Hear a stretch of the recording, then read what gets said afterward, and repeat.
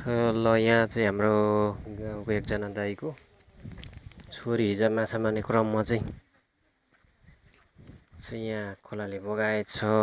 त्यही भएर सशस्त्र टोली चाहिँ हिजो पनि खोज्नु भएको छ, अहिले पनि खोजिराख्नु भएको छ।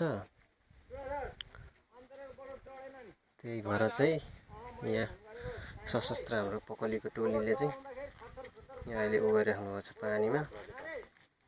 माछा चाहिँ यतै कता मारेको भन्ने थियो।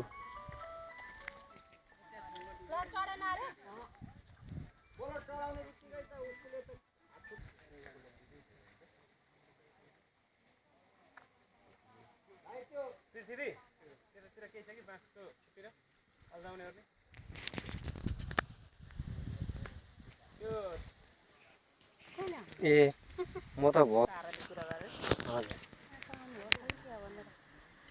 अस्ति नै थुप्रो भइसक्यो।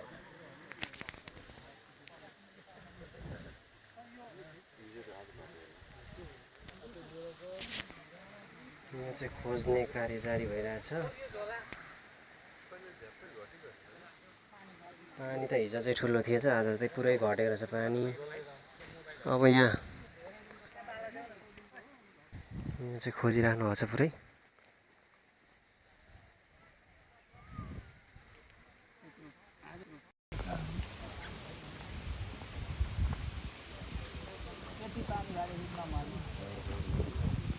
हुन सक्नेछ।